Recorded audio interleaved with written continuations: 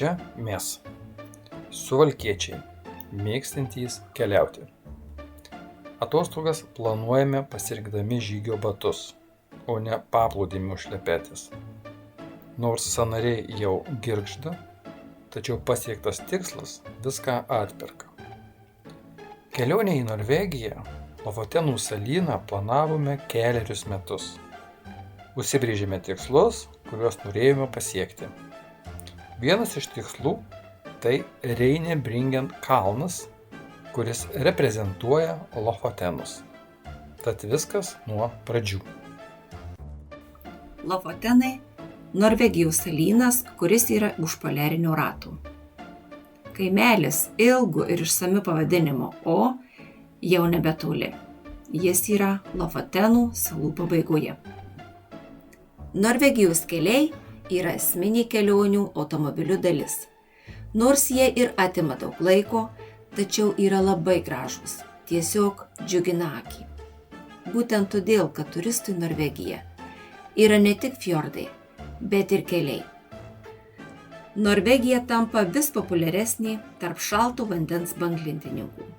Nuostabios bangos, virš vandenyno stūkstantys kalnai, įlankos su skaidriu smaragdiniu vandeniu ir baltu smėliu, nuostabūs peizažai ir ypač skaidrus vanduo. Liepos mėnesį vis dar tęsiasi poliarinė diena. Tai reiškia, kad ir naktį šviesu. Todėl lengva prarasti laiko nuovoką, o gelbsti tik laikrodis. Nemažą dalį Norvegijos teritorijos užima kalnai. Nors slėniuose gali būti gana vasariškas oras, visgi kalnuose galima rasti sniego. Norvegijoje tokia graži gamta, kad 18 Norvegijos kelių turi vaizdingo maršruto statusą. Lofotenų salose yra geriausia menkių žvejyba. Čia perduodamos seniausios skandinaviškos žuvies džiovinimo tradicijos. Uolėtose salų pakrantėse matosi žvejų namai ir gyvenvietės. Lofotenų pavadinimas reiškia giliai kvėpuoji tyru oru. Mūsų dėmesys Reine miestelis. Kopsime į Reinebringen kalną. Panorama, kuri reprezentuoja Lofotenus ir visą Norvegijos karalystę. Reine miestelį nusprendėme pamatyti iš viršaus.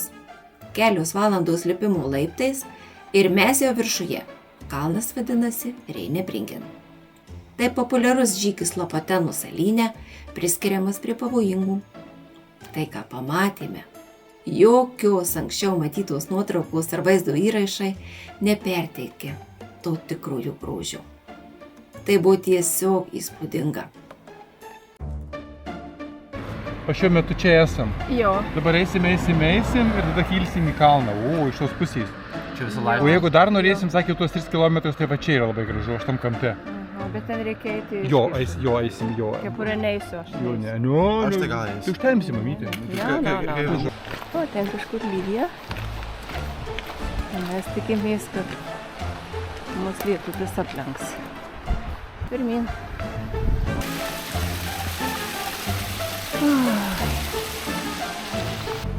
Ir, mamytė, parodyk dabar su lazda.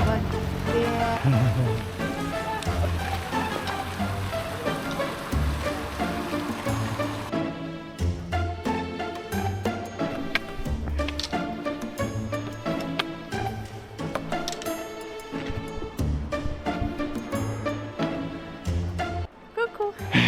Jo, nuotaika gera, ne dabar? Kol kas gerai viskas.